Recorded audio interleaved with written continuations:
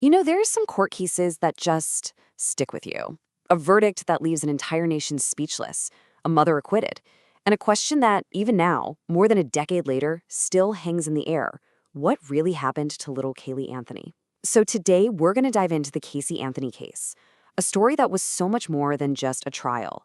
It was a full-blown national obsession, and it ended in a way that, honestly, almost nobody saw coming.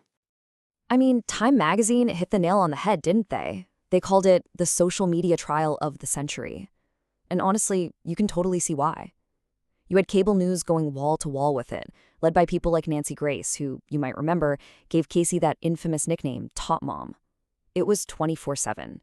This wasn't your typical court case. It became this national reality show, with literally millions of us watching at home, online, acting as our own judge and jury. So, okay, this is the central mystery, right? On July 5th, 2011, after all that media insanity, a jury comes back and finds Caylee Anthony not guilty of murder, not guilty of child abuse, and not guilty of manslaughter.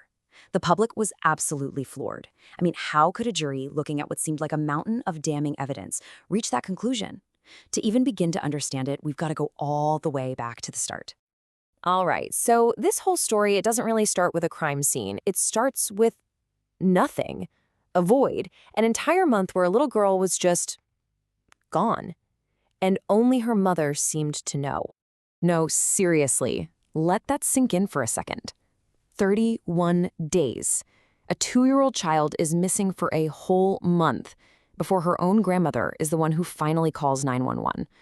I mean, that one single baffling fact is something that's going to cast a shadow over this entire case, from the very beginning to the very end. So here's the basic timeline of how this all went down. Caylee is last seen with her mom, Casey, on June 16th. For the next month, Casey just spins this whole web of different stories to her parents about where Caylee is. The whole thing, this whole charade, it only comes crashing down on July 15th. That's when the family finds Casey's car, it's been abandoned, and her mom, Cindy, finally makes that frantic call to 911. And, once investigators get involved, Casey's lies just start unraveling, like almost immediately. Her big story, that Caylee was with a nanny named Zanny who had kidnapped her, well, the police pretty quickly figured out that Zanny, she didn't exist. The apartment she supposedly lived in, vacant for months. The whole story was a fabrication. And then there was her job at Universal Studios. Turns out, that was another huge lie she'd been telling her family for years. So right out of the gate, Casey's credibility was completely shot. But maybe the single most damning thing came from Casey's own mom. On that first 911 call, you can just hear the sheer panic in Cindy Anthony's voice when she talks about her daughter's car. That one sentence, coming from the little girl's own grandmother, it just changed everything, instantly. This wasn't just a missing person case anymore. This was a homicide investigation. Okay, so with that as the backdrop, the prosecutors start building their case for murder. But, and this is a huge but, they had a massive problem. They had no confession. And when Caylee's remains were eventually found, they were too decomposed to determine an official cause of death. So what does that mean? It means their entire case had to be built on circumstantial evidence. They had to connect a whole bunch of dots to tell a story of murder. So what was the prosecution's big theory? Well, it was pretty simple, and for a lot of people, it was really compelling. They painted this picture of Caylee Anthony as a young mom who just wanted to be free to party, free to live a carefree life. And, in their view, her daughter Caylee was an obstacle standing in the way of that freedom. Their entire narrative was that she killed her own child just to escape being a parent. Okay, so how did they try to prove this? How did they connect those dots? Well, first, they had the smell. They brought in these specially trained cadaver dogs that alerted on the trunk of Casey's car, signaling the scent of human decomposition. Then, they found a single hair in that trunk. Now, an FBI analyst said it showed signs that it came from a dead body.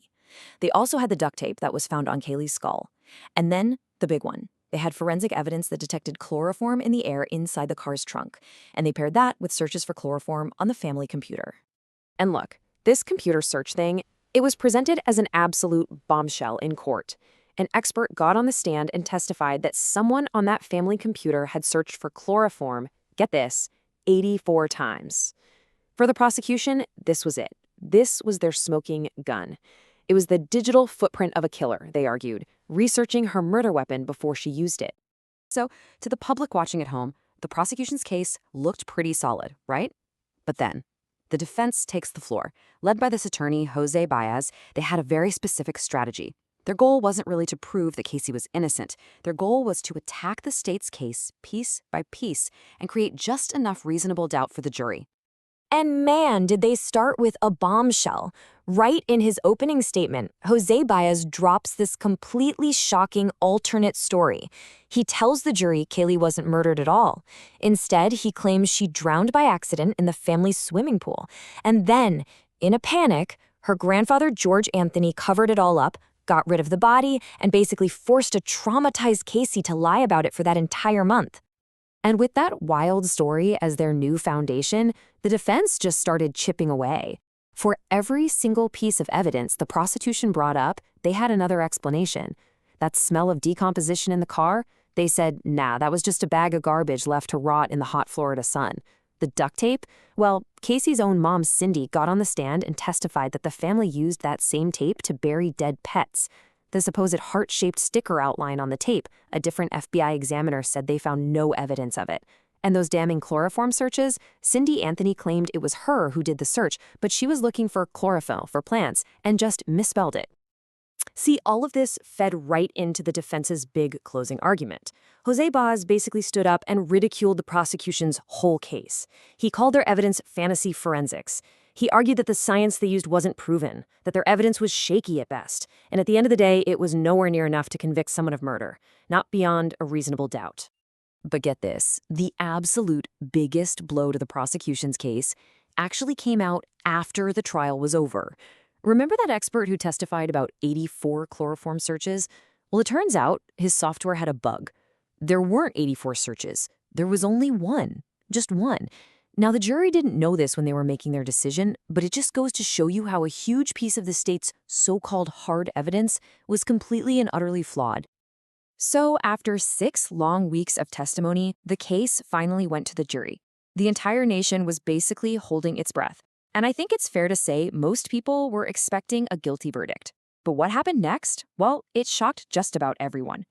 Here it is. Not guilty of first-degree murder, not guilty of aggravated child abuse, not guilty of aggravated manslaughter. The only thing they found her guilty of was 4 minor counts of lying to the police. For a public that was so sure of her guilt, this verdict was it was completely incomprehensible.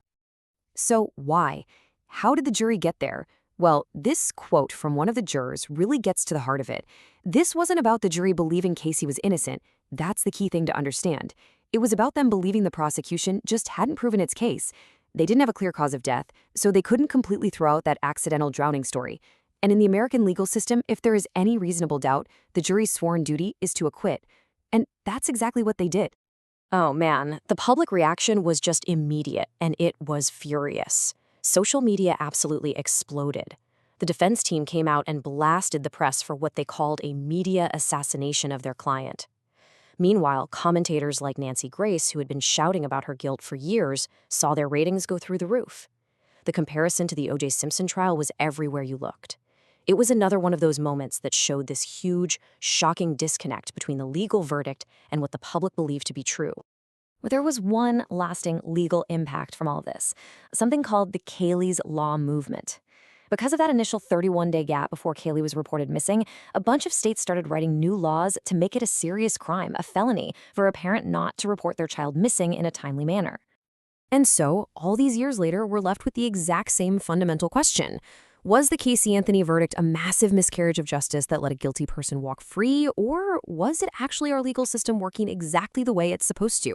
A system that forces the government to prove its case beyond all reasonable doubt, even when the defendant is someone the entire world seems to despise. It's a debate that really shines a light on that huge and, let's face it, often uncomfortable gap between what we feel in our gut is true and what can actually be proven in a court of law.